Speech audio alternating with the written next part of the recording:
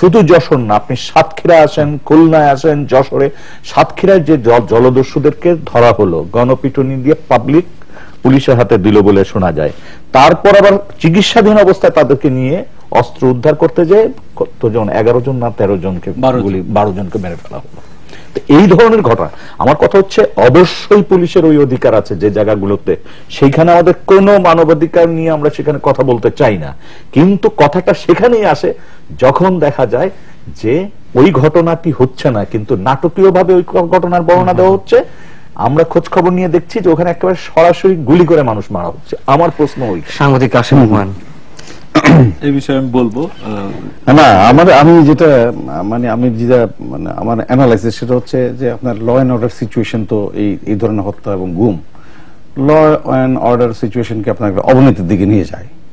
আর এই অবস্থায় যদি আপনার আইন শৃঙ্খলা বাহিনী ইনভলভ হয়ে যায় তাহলে তো হিউম্যান রাইটস এর একটা ভায়োলেশন হয়ে যায়, চরমভাবে ভায়োলেশন হয়ে যায়। এখন যেটা মনির ভাই বললেন যে দুষ্টের দমন শিষ্টের পালন, এটা হচ্ছে মূল মন্ত্র। আর যখন যদি আইন শৃঙ্খলা বাহিনী এর মধ্যে জড়িয়ে যায়, যেটা লিটন ভাই বললেন যে প্রবলেমটা কোথায় হচ্ছে, প্রবলেমটা হচ্ছে যে আপনি জানমালের হেফাজত করা, পুলিশের মানে অস্ত্রটা রক্ষা করা, পুলিশের মানে ভাবমূর্তি রক্ষা করা, এই সমস্ত ক্ষেত্রে যদি কোথাও কোনো ইনসিডেন্ট হয়ে যায় তাহলে সেটা কিন্তু ঠিক মানবাধিকার ভায়োলেশন হচ্ছে সেটা বলা যায় না।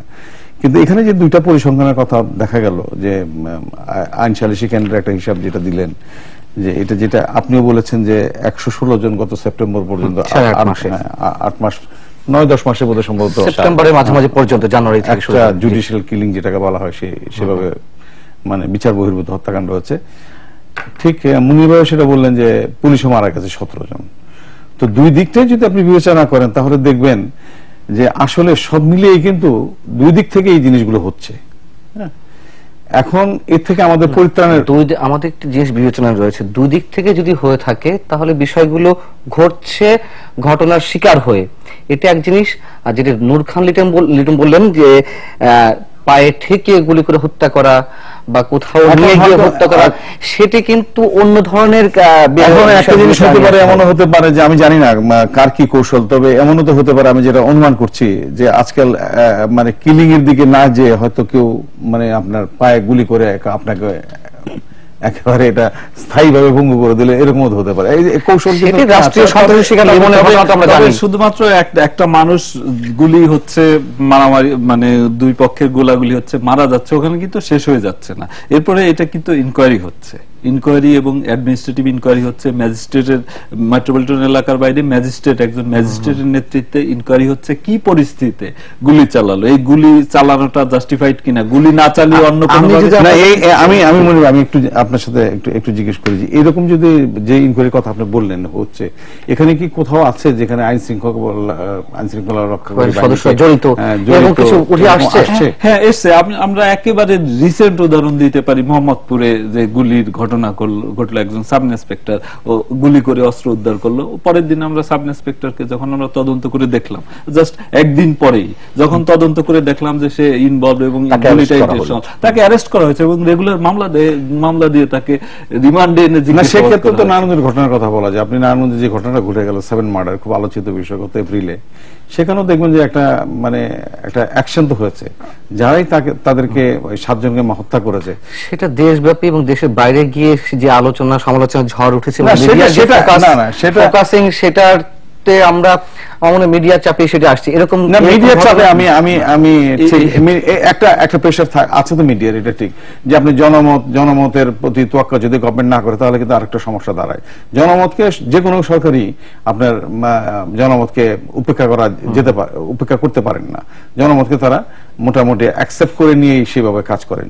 এবং আপনি যদি মনে করেন যে ল অ্যান্ড অর্ডারের সিচুয়েশনের প্রিকন্ডিশনটা কি, প্রিকন্ডিশনটা হচ্ছে যে আপনাকে এক্সট্রা জুডিশিয়াল কিলিং হবে না এবং সবারই একটা নৈতিক এবং ইভেন ক্রিমিনাল নৈতিক দায়িত্ব মানে আছে যে আপনি তাকে কোর্টে হাজির করবেন, কোর্টে বিচারে যা হয় তাই হবে। এই সাংবিধানিক আমাদের সংবিধানে নিশ্চিত করা আছে। তো এখন প্রশ্নটা হচ্ছে এর বাইরে গিয়ে এগুলো হচ্ছে কেন, এই প্রশ্নটা উঠছে এবং ব্যাপকভাবে এটা আলোচিত হচ্ছে। তো এখন মানে মুনির ভাইয়ের ভাষ্য যদি এটা আপনি ধরে নেন পুলিশের ভাষ্য হয়ে থাকে, তাহলে বলছে যে আমরাও তো নানাভাবে ক্ষতিগ্রস্ত আক্রান্ত হচ্ছি, ক্ষতিগ্রস্ত হচ্ছি, এবং সেই জায়গায় মানে অনেক সময় হয়তো ধরেন গোলাগুলির বিষয়টা এসে যায়। আর লিটন ভাই তো তার পরিসংখ্যান থেকে বলছেন যে আইন সালিসি কেন্দ্র যে পরিসংখ্যানগুলো দিচ্ছে সেখানে তার পরিষ্কারভাবে বলছেন যে এতজন মারা গেছে যে আপনার এক্সট্রা জুডিশিয়াল কিলিং এ। এখন বিষয়টা হচ্ছে যে আমি যেটা মনে করি যে এ থেকে আলোচনা তো আপনি বহু হতে পারে, আলোচনা হচ্ছে যে আপনি শুধু দায়ী করবেন এবং দায়ী হলে তার শাস্তি হবে, সেই রকম যদি একটা অবস্থায় যাওয়া যায়, যদি শাস্তি যদি আপনি নিশ্চিত করতে পারেন, আর যেটা লিটন ভাই বললেন যে আপনার সদিচ্ছা গভর্নমেন্টের হাইস্ট লেভেল থেকে যদি সদিচ্ছা থাকে তাহলে এটা কিন্তু অনেক সময় করা যায়। আর আরেকটা জিনিস আছে, এটা খালি যে আপনি হাইস্ট লেভেলে সদিচ্ছা থাকলেই হবে সেটা না, কতগুলো জিনিস আছে যে আপনার বিষয় আছে যে আপনার ব্যক্তি পর্যায়ে মারামারি রাজনৈতিক হত্যাকাণ্ড হয়ে যাচ্ছে, এগুলিকে আপনি কিভাবে সামাল দেবেন? আমরা ওই হত্যাকাণ্ড নিয়ে কিন্তু আলোচনায় যাইনি না, এগুলো কিন্তু খুব মানে হচ্ছে, এটা তো হচ্ছে, ওগুলো হচ্ছে, অবশ্যই হচ্ছে, কিন্তু আমাদের না রাজনৈতিক ভাবে এক পক্ষ আরেক পক্ষকে হত্যাকাণ্ড মানে আমি জানি এগুলো পুলিশের উনি পুলিশ অফিসার, উনি বলতে পারবেন যে আমরা যেটা মিডিয়াতে দেখি যে দুইটা মোটামুটি কারণে এই সমস্ত হত্যা গুম হয়ে থাকে, যেটা পুলিশের বাইরে বা আইন শৃঙ্খলা রক্ষাকরণের বাইরে হয়ে যায়। একটা হচ্ছে দেখবেন আপনি মানে মূলত হয় যে অবৈধ অর্থ মানে ইয়ের জন্য একটা হইতে পারে যে আমি থাকলে এই জায়গায় আপনার অবস্থান নেয়, অতএব আমাকে সরিয়ে দেয়, আপনার রাজনৈতিক ভাবে নিজের প্রভাব বিস্তার করার জন্য। আমি জানি মনে হয় আপনি একমত কিনা, এই দুইটা কারণে আমি মূলত ব্যক্তি পর্যায়ের বিষয়গুলো এসে যায়। আর আইন শৃঙ্খলা রক্ষাকারী বাহিনী তো আমরা বলছি বিচার বহির্ভূত হত্যাকাণ্ডে স্পেসিফিক্যালি এটি যে যার বিরুদ্ধে অভিযোগ রয়েছে হয়তো আটক করা হচ্ছে, আটক করা এক পর্যায়ে তাকে নিয়ে যাওয়া হচ্ছে তার দেওয়া তথ্য মতে অস্ত্র উদ্ধারের জন্য, অস্ত্র উদ্ধার ওইখানে গিয়ে তার সহযোগীরা আক্রমণ করে পুলিশের উপরে, পাল্টা আক্রমণে তিনি নিহত হন বা নিহত হন। এটি যদি এটি জেনুইনলিও ঘটতে পারে, যেমন এরকম কি ঘটে না যে হতে পারে, সেটা কিন্তু সেটার সংখ্যা আমার মনে হয় কম, কারণ আমরা যেগুলো পড়ি ওই সংখ্যাটা অনেক কমে গিয়েছে যে অস্ত্র উদ্ধার করতে। হ্যাঁ, অস্ত্র একটা আসামি যখন আমার হেফাজতে চলে আসে তখন তার সিকিউরিটি এনশিওর করাও আমার দায়িত্ব, তো সেই ক্ষেত্রে তাকে নিয়ে গিয়ে অস্ত্র উদ্ধার করতে বা অন্য কোনো কারণে নিয়ে গেলে সেটার একটা কথা কমতেই পারে। আমরা যে পরিষ্কার আপনি যেটা বলছেন যে আমরা যদি 2005 সালের কথা ধরি সেখানে 377 জন বিচার বহির্ভূত হত্যাকাণ্ডের শিকার হয়েছিল, পরের বছর অর্থাৎ 2006 সালে 362 জন, এরকম হয়তো ক্রমান্বয়ে কমছে, কিন্তু এই 2014-তে এসে 8.5 মাসে 116 জন, কম না। কিন্তু আমরা যদি আগের সাথে তুলনা করি অবশ্যই কমছে, কিন্তু আমি যদি প্রথমে বলছিলাম যে একটি মানুষও কেন বিচার বহির্ভূত হত্যাকাণ্ডের শিকার হবে? আমরা চাই যে একটা মানুষই মানে আনন্যাচারাল ডেথ না হোক সোসাইটিতে, আমরা সেটাই এনশিওর করতে চাই, কিন্তু সেটি এনশিওর করা যাচ্ছে না। সেটি আসলে ইউটোপিয়ান ধারণা হবে যে এখানে কোনো হত্যাকাণ্ড ঘটবে না। আপনার আজকে যে মানে ডোমেস্টিক ভায়োলেন্সের দিক থেকে যদি আমরা দেখি সেটি কি বাড়ছে না সমাজে, সোসাইটিতে? ক্ষুদ্র কারণে স্বামী স্ত্রীকে খুন করছে, স্বামী স্ত্রী পুত্র মানে সন্তানদের খুন করে নিজে আত্মহত্যা করতেছে। এই যে অস্থিরতা, এটা হলো ডোমেস্টিক ভায়োলেন্স যেটা। তারপর ছোটখাটো বিষয়, বাবা ছেলেকে মেরে ফেলছে বা ছেলে বাবাকে মেরে ফেলছে, মাকে মেরে ফেলছে, কিংবা এই ভাই ভাইকে মারছে। এই যে সামাজিক অস্থিরতা বা ডোমেস্টিক ভায়োলেন্সের যে কারণগুলো, সেই কারণে কিন্তু মানে হত্যাকাণ্ডের সংখ্যাটা মানে অন্যান্য সময় আমাদের, যেমন আমরা ডিএমপির কথাই যদি ধরি, ডিএমপিতে প্রতি মাসে আগে হত্যাকাণ্ড হতো, মানে হত্যা মামলা কিন্তু এমন হয় না যে পুলিশ মামলা মিস করার কোনো সুযোগ নেই। আগে মামলা হতো এভারেজে 25টা, এখন আমাদের মামলা হয় মাসে 20টার মতো, এভারেজ 20। তো এভারেজ 20টা মামলার দেখা যায় 17-18টা হয় যেগুলো ডোমেস্টিক ভায়োলেন্স, ছোটখাটো বিষয় যেগুলো তর্কের মাধ্যমে মীমাংসা হইতে পারতো, ওগুলো খুন করে ফেলছে একেবারে। তো এই যে আমরা চাই যে এইগুলো না হোক, কিন্তু এইগুলো যখন গুম হচ্ছে, গুম অর্থাৎ যাদেরকে খুঁজে পাওয়া যাচ্ছে না, আমরা সেগুলো সাধারণত ধরে নিতে পারি যে গুম, তো সেগুলো বিষয়ে কিন্তু মামলা নেওয়া হয় না। এটি বিষয়ে আপনি কি বলবেন? না না, এটি কি আমার পরিচিত অনেকে রয়েছে। গতকাল একজন এসছে আমার কাছে, যেহেতু আমি সংবাদকর্মী হিসেবে কাজ করি, মিরপুরে একজন নিখোঁজ হয়েছে 2 মাস, তার নামে ওইখানকার পুলিশ শুধুমাত্র জিডি নিয়েছেন থানা, তো তারা নিখোঁজ মামলা নেবে না, গুম মামলা নেবে না, কিছুই নেবে না। এই বিষয়গুলো আপনি কিভাবে?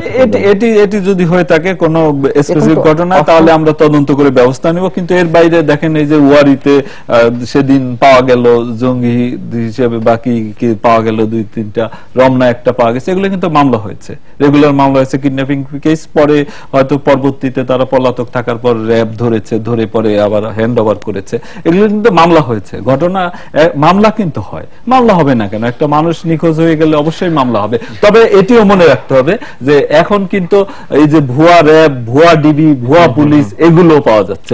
এই গত পরশুদিনও ভুয়া এএসপি পাওয়া গিয়েছে, ভুয়া সাংবাদিকের মতো ভুয়া। তো এরা তারপরে হাত করা পড়া অবস্থায় ডেড বডি পাওয়া গেল, একটা মানে গুলি করে মেরেছে গাড়ি ছিনতাইয়ের সময়। তো এইগুলো কিন্তু আইন শৃঙ্খলা বাহিনীর নামেও অনেক সময় দুষ্কৃতিকারীরাও কিন্তু প্রতিপক্ষকে ঘায়েল করার জন্য, অথবা গ্রেপ্তারে, অথবা সে যখন তার এই যে প্রতিপক্ষকে ধরে নিবে, তুলে নিবে, তখন যাতে আশেপাশের লোক প্রতিরোধে এগিয়ে না আসে, এই কারণে আইন শৃঙ্খলা বাহিনীর সদস্যদের নামও কিন্তু অনেক সময় ইউজ করে।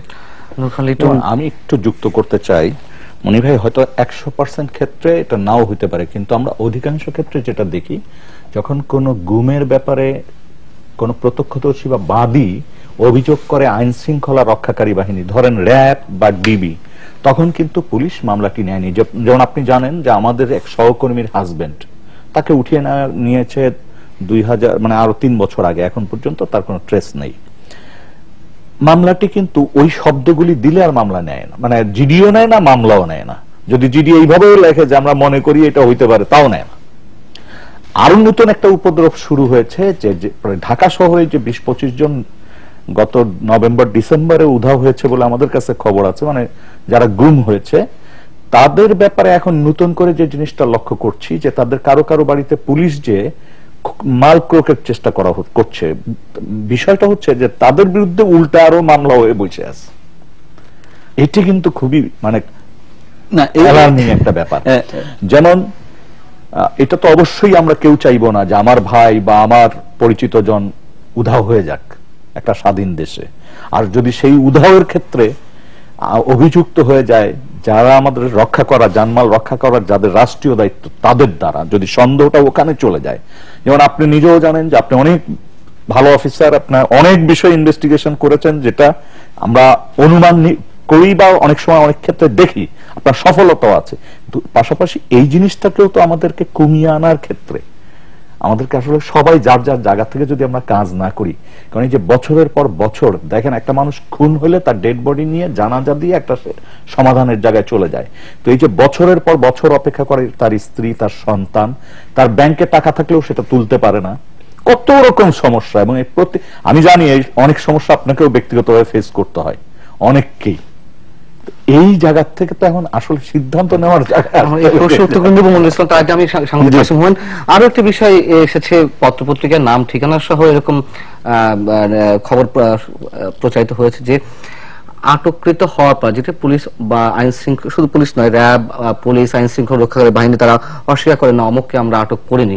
যেখানে যেটি নূর খান লিটন বললেন যে পরিবারের পক্ষ থেকে যখন অভিযোগ করা হয় আইন শৃঙ্খলা রক্ষাকারী বাহিনীর বিরুদ্ধে, এবং আমরা পরবর্তীতে যথারীতি দেখে অস্বীকার করা হয়, তার 2 মাস 3 মাস খবর নেই, কিন্তু 6 মাস পর্যন্ত দেখা যায় তিনি নিখোঁজ। তারপরে একটি সময় গিয়ে তিনি প্রকাশ্যে আসেন বা পুলিশের পক্ষ থেকে বা র্যাবের পক্ষ থেকে হাজির করা হয়, তার নামে বিভিন্ন মামলা দিয়ে হাজির করা হয় যে এই অভিযোগে আটক করা হয়েছে।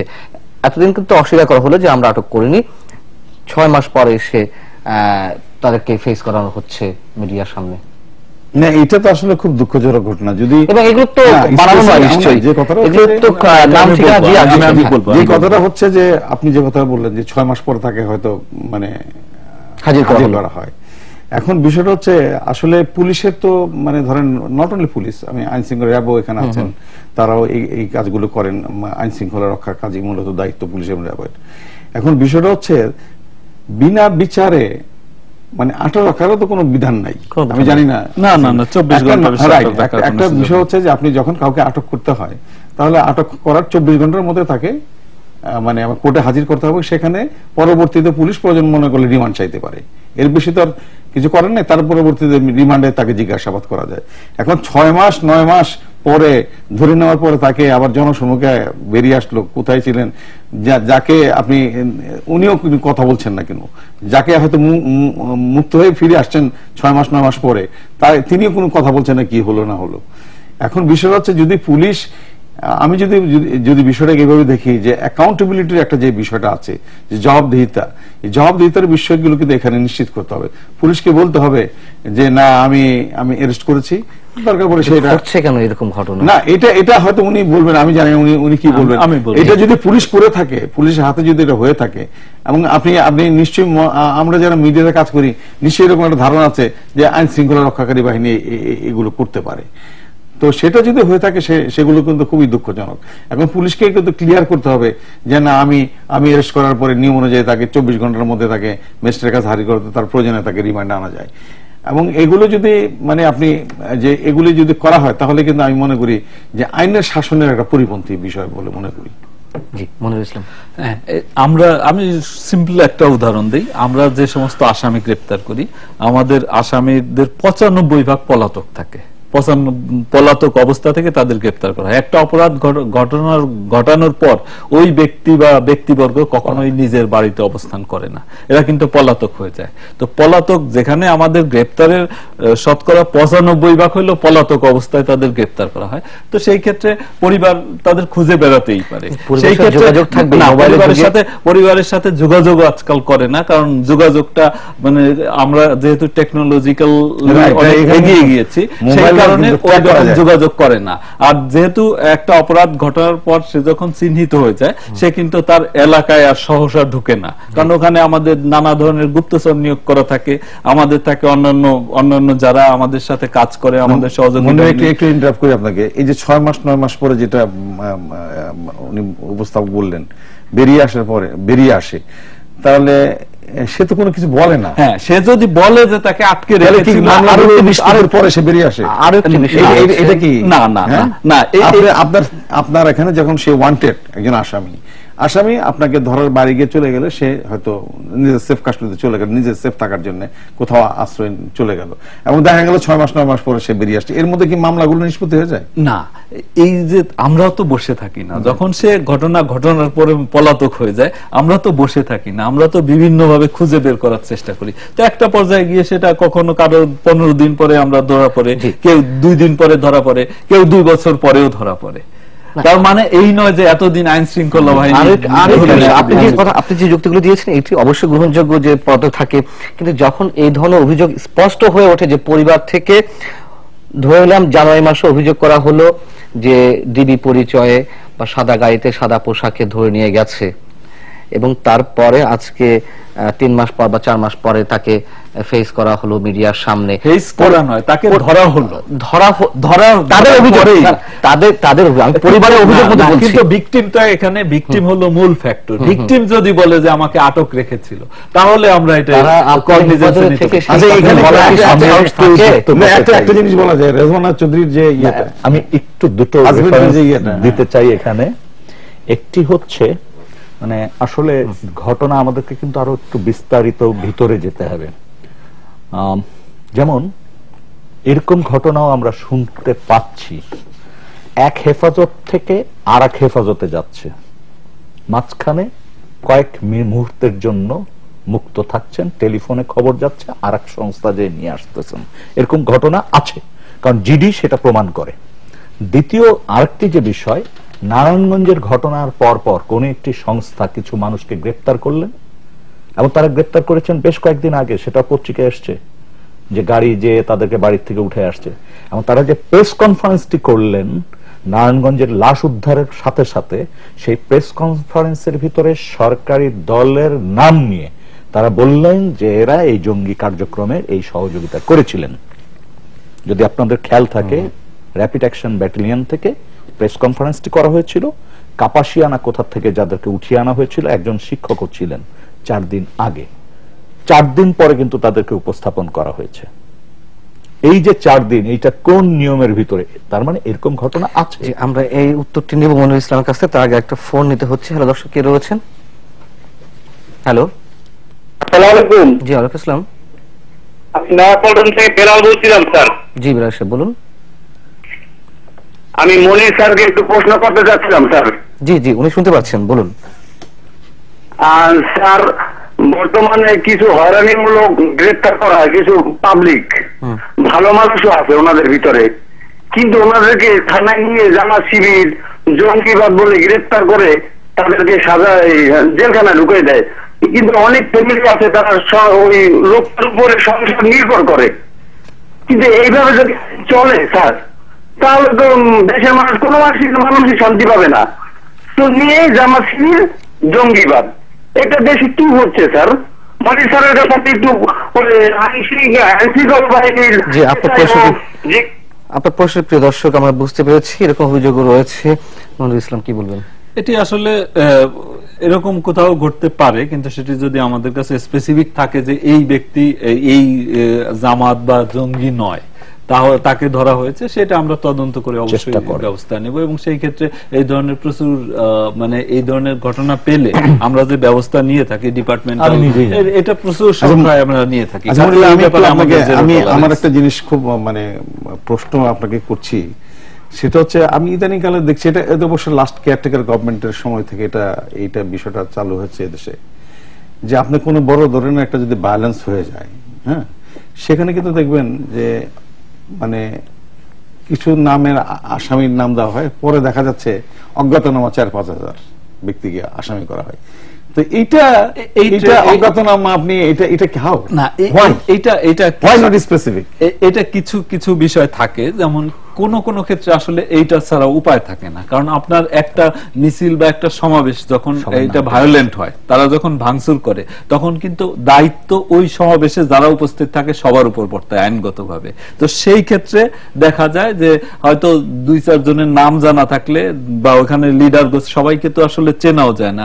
যেমন হেফাজতের ঘটনায় সারা দেশ থেকে লোক এসছে, তখন যখন তারা ভায়োলেন্ট হয়েছে, একটা মানুষকে পিটিয়ে মেরেছে, ওই ঘটনায় যখন মামলা হয়েছে, তখন কিন্তু দায় দায়িত্ব যারা উপস্থিত ছিল আইনগতভাবে প্রত্যেকের উপরে আসে। তো সেই ক্ষেত্রে কিন্তু সেইটা আমরা চেষ্টা করছি আমরা ওইটা যাতে এখানে কিন্তু আমি মনে করি, যেটা আমি একটা প্রফেশনাল কথা বলি, এখানে কিন্তু যথেষ্ট আপনার মিসইউজ হচ্ছে, যে উনি রাজনৈতিকভাবে যে উনি যে কথা একটু আগে যিনি পল্টন থেকে কথা বলছিলেন, উনি কিন্তু এটার সাথে আমি একটু যোগ করি যে জানি না আপনি কিভাবে উত্তর পারফেক্টলি দিয়েছেন, আমার কাছে মনে হয়, কিন্তু তারপরে এটা কিন্তু যথেষ্ট আমার মনে হয় হয়রানি হয়।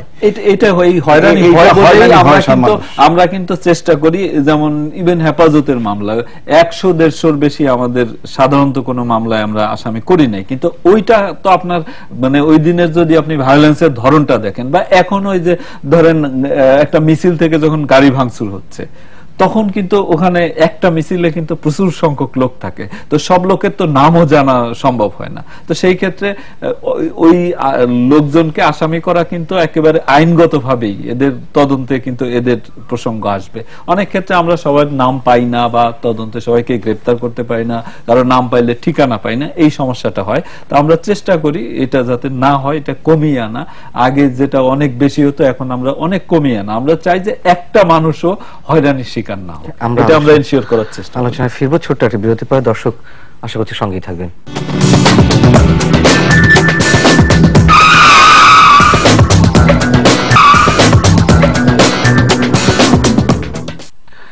দেখছেন 21 রাত।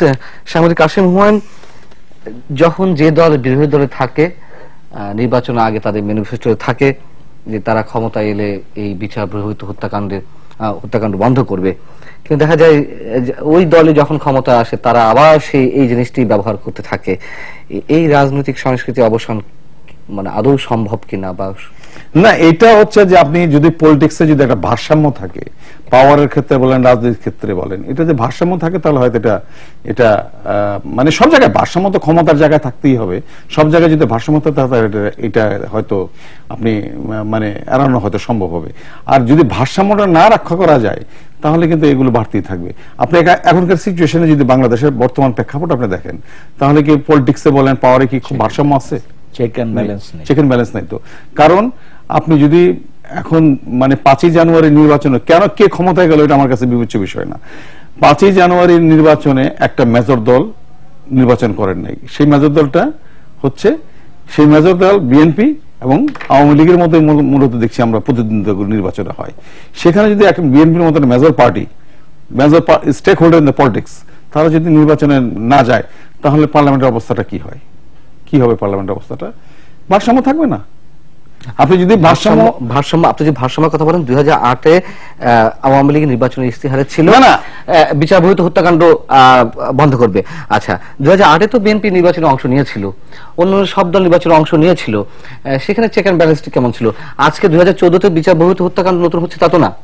চেক এন্ড ব্যালেন্সের বিষয়টা হচ্ছে আপনার দুই পক্ষকে কিন্তু আপনি এর মধ্যে থাকতে হবে, একটা নর্মের মধ্যে থাকতে হবে। একটা নর্ম যদি সহিংসতার দিকে যায়, বলছেন 5 জনের নির্বাচনে বিএনপি আসেনি, এখন চেক এন্ড ব্যালেন্স নেই বিধায় এটি এককভাবে, না ওইটা বলতেছে না। আমি বললে যে ক্ষমতার মধ্যে ভারসাম্য থাকতে হবে, পলিটিক্সে ভারসাম্য থাকতে হবে।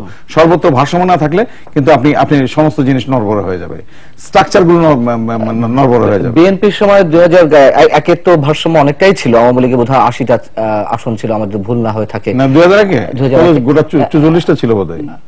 না 2000 না না না না আপনার আমি সরি, আমি 2001-এ 80টা মত ছিল, না না 60টার মতো, 60টা মত ছিল, 56 পরে মহিলা সহ আর যেটি হোক, তার থাকলেই কিন্তু গভর্নমেন্ট খুব ক্ষমতাশীল হয়ে যায়। আপনি একটা দেখবেন, অর্থাৎ আপনি বলতে চাচ্ছেন যে রাজনৈতিকভাবে যে দল শক্তিশালী থাকে, যখন ক্ষমতা থাকে, তারা এটাকে ব্যবহার করার চেষ্টা করে, তাই তো? না এটা তো ধরেন আপনি স্বীকৃত বিষয় যে আপনি রাজনৈতিকভাবে যে কিছু মিসইউজ হচ্ছে, ক্ষমতায় থাকলে ক্ষমতাসীনরা করেন না, এটা কিন্তু আমি মনে করি তা মিসইউজ অনেক হয়। এখন বিষয়টা হচ্ছে যে আপনি এভাবে এই থেকে বেরিয়ে আসার পথটা কি, সেটা বড় বিষয়। যে আপনি অতীতে বিএনপি কয়টা করে গেল, আওয়ামী লীগ কয়টা করে গেল, এগুলো হচ্ছে বড় বিষয় হচ্ছে যে আপনার সামনের দিনগুলো কিভাবে যাবে, সামনের দিনগুলো আপনি কিভাবে নিতে চান। আমি মনে করি যে পলিটিক্সে যদি আপনি ভারসাম্য রক্ষা না করা যায়, তাহলে কিন্তু এগুলো সামনের দিনগুলো খুব সুখকর হবে না। এখন বিষয়টা হচ্ছে আপনাকে পলিটিক্সে ভারসাম্য আনতে হবে, যে মেজর যারা পার্টি তাদের রুল থাকতে হবে পলিটিক্স। হ্যাঁ, আপনি অপোজিশন বিএনপি, আজকে আপনি যে যাই বলেন, বিএনপি হয়তো স্বীকৃত কোনো বিরোধী দল না, এই জন্য না যেহেতু তাদের পার্লামেন্টে নাই।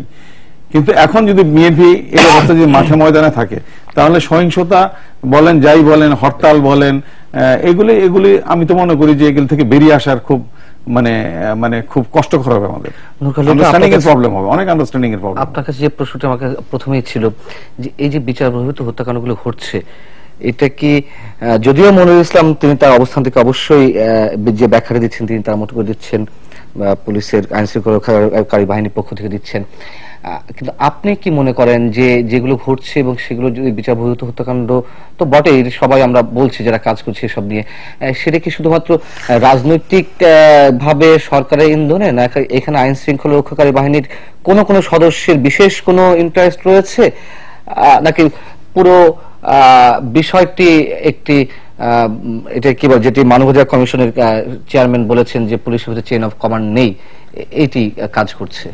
প্রথমত দেখেন যে যদি একটু আলোচনা যদি নিয়ে যায়, যেমন যশোরে একটা ঘটনা আমরা ডেইলি স্টারে দেখেছি, মাস দেড়েক আগে উঠেছিল, যে ওখানে বিএনপির একটা জমায়েত হচ্ছিল, ওখানে পুলিশ যে কোনো অবস্থায় পুলিশ গুলি করেছে, সেখানে বেশ কিছু মানুষ গুলিবিদ্ধ হয়েছে, তার ভিতরে একজনের গুলিবিদ্ধ হয়েছে এবং সে একটা ছোট্ট ব্যবসায়ী, তার পায়ে গুলি লাগছে, পরবর্তীতে ঢাকায় চিকিৎসাধীন অবস্থায় তার পা কাটতে হয়েছে এবং গত রবিবার তাকে পুলিশ হেফাজত থেকে, অর্থাৎ পুলিশ হেফাজতে চিকিৎসা চলতেছিল, ঢাকার থেকে পরে যশোর থেকে গত রবিবারে জেলখানায় গেছে। অথচ যদি মনির ভাই যেটা বললেন যে পুলিশ অনেক সময় প্রোঅ্যাক্টিভ রোল নিতে পারে, আসলেও নিতে পারে, তারা যদি ইনভেস্টিগেটটা করতো এবং যদি সিরিয়াসলি ইনভেস্টিগেট করে দেখতো যে ওই লোকটির সাথে আসলে ওই দিনের যে সংঘর্ষের যে মামলাটি সেটার সাথে সংশ্লিষ্টতা নাই, তাহলে কিন্তু পুলিশই তাকে ওই জায়গা থেকে মুক্তি দিতে পারত, ইনভেস্টিগেশনের পর্যায়ে ছেড়ে দিতে পারত থ্রু কোর্ট। কিন্তু সেই কাজটি খুব কম মানুষ আছেন অফিসাররা যারা এই কাজটি করেন না তা না, অনেকেই করেন বলেই কিন্তু অনেক মামলায় আমরা দেখি যে অনেক নিরীহ মানুষ রেহাই পেয়ে যান। এখন প্রশ্ন হচ্ছে আপনি যেটা বলেছেন যে এটি কমিয়ে আনা সম্ভব কিনা, একটা হচ্ছে আবারও বলি, যতগুলো সম্ভাবনার কথা আপনি বলেছেন প্রত্যেকটি এই ক্ষেত্রে বিদ্যমান। প্রথম হচ্ছে রাজনৈতিক সদিচ্ছা দরকার, দ্বিতীয় হচ্ছে মানবাধিকার কমিশনের চেয়ারম্যান যে কথাগুলো বলেছেন এটা উড়িয়ে দেওয়ার মতো না, প্রত্যেকটি কথা কিন্তু এর আগেও বিভিন্নভাবে বিভিন্ন জনে বলেছেন এবং সেইটার রিয়াকশন দেখানোর কোনো দরকার ছিল না। আমরা চাই যে বিষয়গুলি উত্থাপিত যেগুলি হয়েছে সেগুলি আসলে খুব মন দিয়ে গুরুত্ব সহকারে বিবেচনা করে যদি অনুসন্ধান করা হয় এবং সেই সমস্যার সমাধানগুলি যদি করা হয়, তাহলে এটা সমাধান করা সম্ভব। আরেকটা জিনিস মনে রাখতে হবে যে সবকিছু নির্ভর করছে রাজনৈতিক সিদ্ধান্তের উপর। আজকে যদি রাজনীতিতে যে এখন পর্যন্ত যে একটা মানে সংকট বিদ্যমান দেশে, যেমন ভাই বললেন নির্বাচনের ব্যাপারে জবাবদিহিতার জায়গা কোথায় আছে, পার্লামেন্ট তো এক পেশে হয়ে গেছে, সেখানে তো জবাবদিহিতার জায়গা খুব কমে যাচ্ছে। কিন্তু আবার বিরোধী রাজনৈতিক শক্তি যারা পার্লামেন্টের বাইরে আছে তারা কিন্তু হুঙ্কার দিচ্ছেন, তারা মুভমেন্ট করবেন, ফলে মানে আবার ভায়োলেন্সের সম্ভাবনা থেকে যায়। হ্যাঁ, একটা ভায়োলেন্সের সম্ভাবনা আছে। এবং যখনই ভায়োলেন্স শুরু হয়ে যাবে তখন সরকারের তরফ থেকে এক ধরনের নির্দেশনা আসবেই, যেটা যে কোনো ভাবে হোক মোকাবেলা, যে কোনো ভাবে, শব্দটা আসে ওরকম। এবং আমরা তো ইতিমধ্যে অনেক নেতা নেত্রীর বক্তব্যে এটা দেখতে পাচ্ছি। তখন কি হবে, এটা আবার সেই পূর্বাবস্থায় ফিরে যাবে, যে অবস্থায় এই যে 50 জন হোক 40 জন হোক পুলিশ কর্মকর্তা, পুলিশ সদস্য, বিজিবি এবং সেখানে সাধারণ মানুষ এবং রাজনৈতিক কর্মী অনেকেই সংখ্যায় মারা গেছে। কিন্তু তারা তো আসলে এই দেশেরই সাধারণ মানুষ, তারা এই কনস্টিটিউশনের আওতায়, কিন্তু সে পুলিশ হোক, বিজিবি হোক, আর সাধারণ মানুষ হোক, আর বিএনপি হোক, আর জামাত হোক। এই অবস্থাটা তো আমরা কেউ চাই না। এই অবস্থা থেকে বেরিয়ে আসতে হলে প্রথম এবং শেষ কথা হচ্ছে রাজনৈতিক সংকটের একটা সম্মানজনক সমাধান। জি, মনিরুল ইসলাম, আপনি আপনার অবস্থা থেকে অবশ্যই পরিষ্কার করার চেষ্টা করেছেন। তারপরেও সেই প্রশ্নটি যদি করি, যখন পরিবারগুলোর পক্ষ থেকে অভিযোগ করা হয় যে অমুক আইন শৃঙ্খলা রক্ষাকারী বাহিনীর সদস্যরা তুলে নিয়ে গেছে, তাদের সাথে আইন শৃঙ্খলা রক্ষাকারী বাহিনীর সদস্যদের কোনো বিরোধ নেই, বা আইন শৃঙ্খলা সদস্য না, আইন শৃঙ্খলা রক্ষাকারী বাহিনীর কোনো বিরোধ নেই, তারা কেন অহেতুক আইন শৃঙ্খলা রক্ষাকারী বাহিনীর বিরুদ্ধে অভিযোগ তুলে তাদের অবস্থানটি আরো নিরাপত্তাহীনতা নিবে? দেখুন, এটি আসলে প্রত্যেকটি ঘটনায় যেহেতু আলাদা, এটা মানে ঢালাও ভাবে তো আসলে আমিও মন্তব্য করতে পারবো না। এখানে কিন্তু অনেক ঘটনা ঘটে যে আইন শৃঙ্খলা বাহিনীর পরিচয় দিয়ে নিয়ে গেলেও পরে দেখা যায় এই লোক, কিছু কিছু লোক কিন্তু উদ্ধারও হচ্ছে, যে দেখা যাচ্ছে যে দুষ্কৃতিকারীরা তাদের নিয়ে গেছে। তো সেই ক্ষেত্রে আইন শৃঙ্খলা বাহিনীর নাম অনেক সময় ইউজ করে তার প্রমাণ হলো যে আমরা কিছু কিন্তু গ্রেপ্তারও করি, যে যারা কেউ ডিবির পরিচয়, কেউ র্যাবের পরিচয়, কিংবা পুলিশের পরিচয়, ইউনিফর্ম, ওয়াকি টকি, হ্যান্ডকাপ, অস্ত্র সব সহই তো আমরা গ্রেপ্তার করি। ফলে এরা কিন্তু পুলিশ বা আইন শৃঙ্খলা বাহিনীর নাম ভাঙিয়ে অনেক সময় এই কাজগুলো করে। তো সেই ক্ষেত্রে তাদের ধারণা হতে পারে যে আইন শৃঙ্খলা বাহিনী নিয়ে গেছে। আর একটা লোক যখন অপরাধ করে অনেক ক্ষেত্রেই তার পরিবার কিন্তু ওইভাবে জানে না, ফলে তার কারা প্রতিপক্ষ থাকে, কারা তার বন্ধু থাকে, এটাও কিন্তু সবসময়, বিশেষ করে যারা এই মানে ক্রিমিনাল হিসেবে যারা একটু এই লাইনে সিজনড হয়ে যায়, তাদের কিন্তু পরিবারেরও ওই রকম ইয়ে থাকে না। ফলে এরা যখন পলাতক হয় কিংবা নিখোঁজ হয় কিংবা প্রতিপক্ষ এদের ধরে নিয়ে যায়, কাউকে কাউকে হত্যাও করে, কারণ হ্যান্ডকাপ পরার লাশও তো আমরা দেখেছি। এই 2-3 দিন আগেই দেখলাম যে গাড়ি ছিনতাই করার সময় পুলিশের পরিচয় দিয়ে গাড়ি ছিনতাই করে কিন্তু গুলি করে নিয়ে চলে গেছে রামপুরা এলাকায়। তো এই ঘটনাগুলো কিন্তু ঘটে। এই কথার সূত্র ধরে যদি আমি আপনাকে একটা শেষ প্রশ্ন করি, সেটি হচ্ছে যে ধরে নিলাম অন্য কেউ ধরে নিয়ে যাচ্ছে আইন শৃঙ্খলা রক্ষাকারী বাহিনীর সদস্যদের পরিচয়, তারা তো আজ অবধি তাদের অনেকেই উদ্ধার হয়নি, সেখানে কি আইন শৃঙ্খলা রক্ষাকারী বাহিনীর একটি ব্যর্থতা নয়? আমি যদি ইলিয়াস আলীর কথা ধরি, আমরা যদি ঢাকা ওয়ার্ড কমিশনার চৌধুরী আলমের কথা ধরি, তাতে এখনো মৃতদেহ বা জীবিত অবস্থায় উদ্ধার করা হয়নি। আমরা চাই কোনো অপরাধ না ঘটুক, যে অপরাধ ঘটুক সেই অপরাধ যাতে 100% আমরা মানে ডিটেক্ট করতে পারি, এটা রহস্য উদ্ঘাটন করতে পারি, সেই প্রচেষ্টা আমাদের আছে। কিন্তু সেটি আসলে সম্ভব হয় না, অনেক ক্ষেত্রে আমাদের ফেলিওর আছে। আমরা কোনো দেশের আইন শৃঙ্খলা বাহিনী তাদের কাজে শতভাগ সাফল্য দাবি করতে পারে না, সেই শতভাগ সাফল্যের দাবি আমরাও করতে পারি না। আমাদের নানা ধরনের প্রতিবন্ধক মানে সীমাবদ্ধতা রয়েছে। আমাদের সায়েন্টিফিক ইনভেস্টিগেশন যেদিকে আমরা যাওয়ার চেষ্টা করছি সেটা আমরা করছি, সেটা যেতে পারলে হয়তো উন্নত বিশ্বের মতো সেই ক্ষেত্রে মানুষ অনেক সময় হয়রানি হয়। যেমন আসামি, যেমন একটা ঘটনা ঘটলে তার পরিবার কিন্তু লোকজনকে আসামিও করে, আশেপাশে যারা হয়তো জড়িত না এমন লোককে আসামি করে। তো সায়েন্টিফিক ইনভেস্টিগেশন যদি আমরা করতে পারি, আমরা যদি আরো মানে আমাদের ইনভেস্টিগেশন সিস্টেমটাকে উন্নত করতে পারি, তাহলে হয়তো এই জিনিসটা কমে আসবে। যে প্রকৃত প্রকৃত দোষী সেই যাতে ধরা পড়বে, এবং আমরা সেই সাথে প্রত্যাশা করব যে আমাদের বিচারালয়ে যে ধরনের জট রয়েছে, মামলার জট, বিচার প্রক্রিয়ায় বিজ্ঞ বিচারকের স্বল্পতা, কোর্টের স্বল্পতা, বিচার কাজ শেষ হতে 10 বছর 15 বছর 16 বছর সময় লেগে যায়। ফলে এটি যদি একটু দ্রুততম সময়ে বিচার কাজ সম্পন্ন করা যায়, দৃষ্টান্তমূলক শাস্তি দৃষ্টান্ত স্থাপিত হয়, তাহলে হয়তো পরবর্তীকালে মানে যে কোনো ক্রিমিনাল অপরাধ করার আগে 3 বার ভাববে এবং আইন শৃঙ্খলা বাহিনী আক্রান্ত হবে না। ফলে আইন শৃঙ্খলা বাহিনীকেও এই গুলি চালাতে উইপন ব্যবহার করতে হবে না। আমাদের সেটা সাংবাদিক কাশেম মোহন, আপনার শেষ মন্তব্য। আপনি শেষ মন্তব্য হচ্ছে যে আইনের শাসন এর অবনতি ঘটুক, এটা তো কারো কাম্য নয়। আমরা চাচ্ছি যে আমাদের দাবি, মূল কথা যে আইনের শাসনের ভিতর দিয়ে দেশটা পরিচালিত হোক, এবং সেই জায়গাটায় যদি এই কাজটা করতে হয় তাহলে কিন্তু যেটা লিটন ভাই বললেন, আমিও বলি, মনির ভাইও স্বীকার করবেন, যে রাজনৈতিক একটা সদিচ্ছা দরকার, যে গুড গভর্নেন্সের একটা বিষয় আছে, সুশাসন দিতেই হবে। সুশাসন যদি দেওয়া যায় তাহলে আমরা এই সমস্ত প্রবলেম থেকে বেরিয়ে আসবো, এবং সেই জায়গায় কিন্তু রাজনৈতিক মতৈক্য দরকার, নট অনলি গভর্নমেন্ট, সেখানে অপোজিশনকেও কিন্তু গভর্নমেন্ট অপোজিশনের মধ্যে একটা আন্ডারস্ট্যান্ডিং থাকতে হবে যে আমরা এই সমস্ত ক্রাইমকে আমরা প্রশ্রয় দেব না এবং এগুলোকে আমরা লালন পালনও করবো না। এই জায়গাটায় যদি দেওয়া যায়, এবং আমাদের পুলিশ যেই ভূমিকা রাখছে তাদের পক্ষে, বিশেষ করে বাংলাদেশের পুলিশ বর্তমানে যতটুকুন সাফল্য দেখাচ্ছে, যদি একটু তাদেরকে সাহায্য করা যায় যে না তোমরা তো অবশ্যই, তাহলে হয়তো আমরা এই কাঙ্ক্ষিত আমরা এগিয়ে যেতে পারবো। এক বাক্যে শেষ করতে হবে আমাদের, শেষ পর্যায়ে একটা কমিশন গঠন করা দরকার। যে ঘটনাগুলো ঘটেছে, কয়েকশো মানুষ তো নিখোঁজ বা গুম খুনের শিকার হয়েছে, এই বিষয়টা নিয়ে একটা কমিশন হওয়া দরকার, যে কমিশন বিষয়টি উদ্ঘাটন করবে এবং আইনের কি পদক্ষেপ নেওয়া দরকার তারা সুপারিশ করবেন। এটি একটি। আরেকটি হচ্ছে, আমি অপেক্ষায় আছি নারায়ণগঞ্জের ঘটনাটা যদি সঠিকভাবে উদ্ঘাটিত হয়ে বিচার হয় এবং যে মাত্রা পর্যন্ত এটা লিঙ্ক সেটা যদি উদ্ঘাটিত হয়, সরকার যদি সেটি করেন, তবে এই ধরনের ঘটনা অটোমেটিক সিগন্যাল যাবে, কমে যাবে। অনেক ধন্যবাদ মনিরুল ইসলাম, ধন্যবাদ সাংবাদিক কাশেম মোহন, ধন্যবাদ নূর খান লিটন। দর্শক, শেষ করতে হচ্ছে সাংবাদিক কাশেম মোহনের কথা দিয়ে শেষ করতে হচ্ছে সুশাসন। আর তাই সেই সূত্র ধরে আরেকজনের কথা আমি উদ্ধৃত করতে চাই। 2 দিন আগে পত্রিকায় একটি কলাম লিখেছেন সংবিধান বিশেষজ্ঞ শাহদিন মালিক। তিনি বলেছেন, দেশে আইন আছে, শাসনও আছে, সমস্যাটা কোথায়? সমস্যাটা হচ্ছে আইনের শাসন নেই। শুভরাত্রি।